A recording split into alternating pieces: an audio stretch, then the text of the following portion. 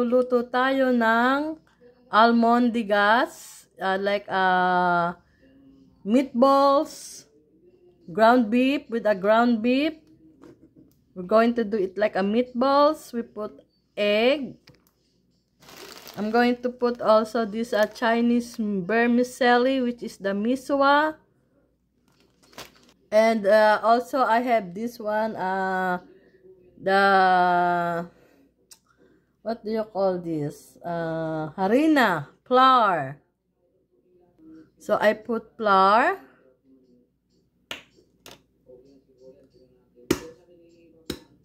I put the egg.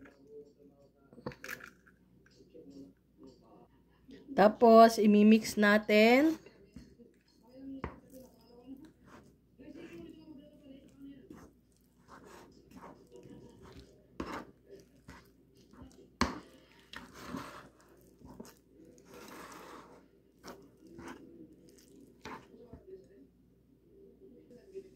Lagyan muna natin siya ng salt.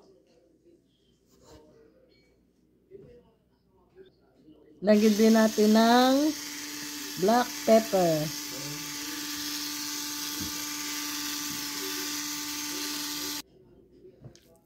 Mix uli natin.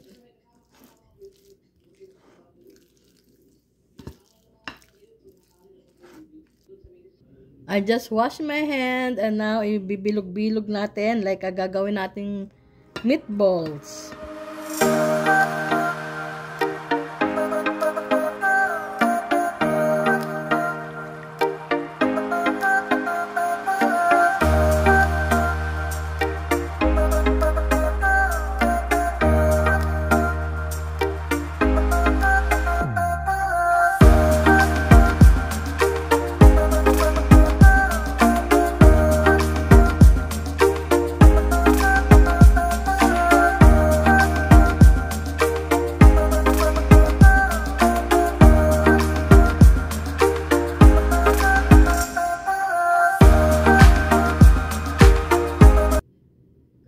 Now, nakagawa na tayo ng meatballs para sa ating almondigas.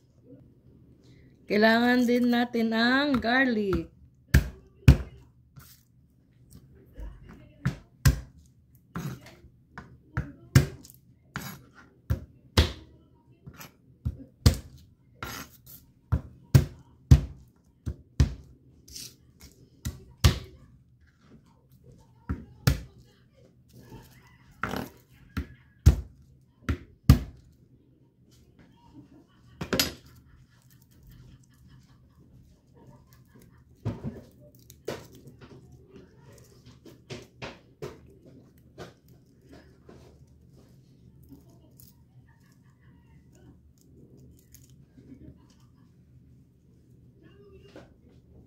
Atin siyang gayatin ng maliliit.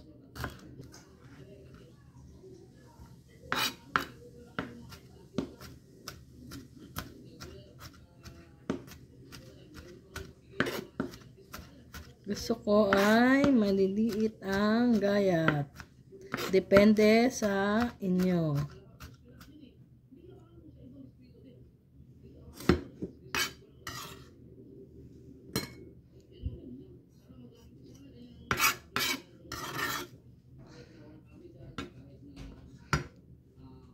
Lalagyan din natin siya ng yung onion stock.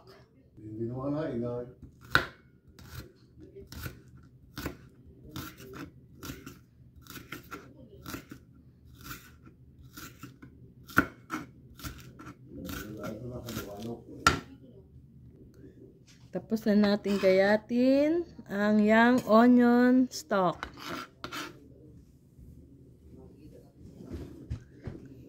Ngayon naman, magagaya tayo ng onions or sibuyas. Gayatin din natin siya ng maliliit.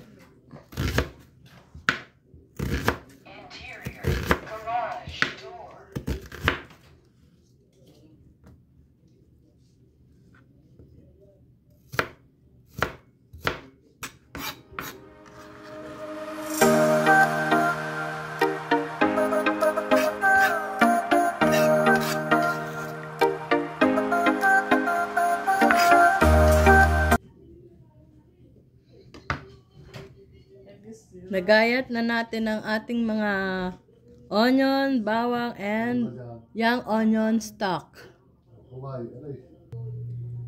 Lagyan natin muna siya ng oil. Lagay natin ang garlic.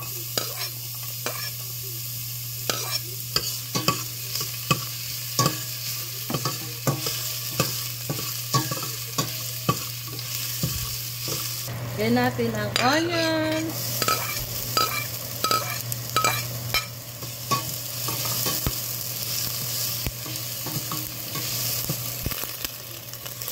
Lagyan din natin siya ng water.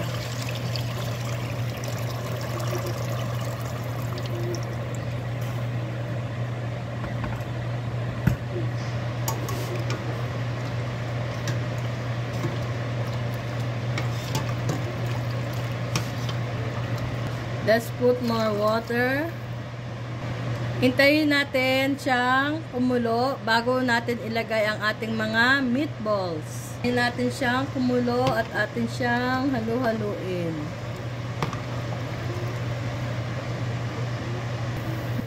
Ilalagay na natin ang ating mga meatballs.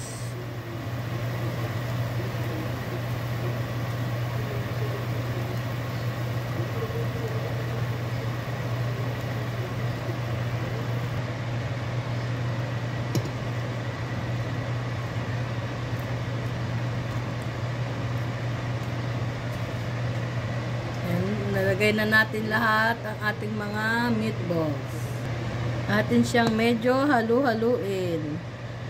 Hintayin natin ngayon na maluto ang ating mga meatballs.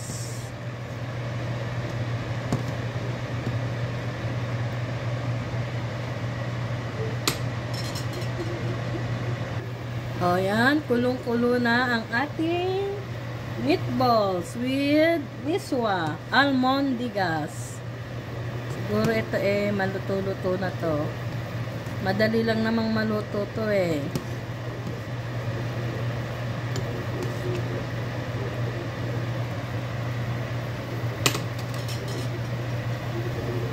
Atin tikman muna kung mayroon na lasa.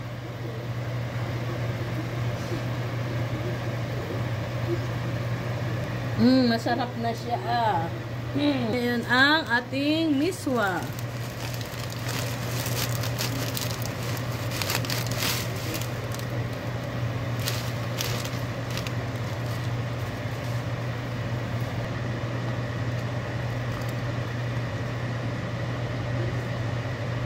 Atin siyang medyo hati-hatiin at masyado siyang mahaba. Lagyan natin siya ng green onions or green onion stock. There you go.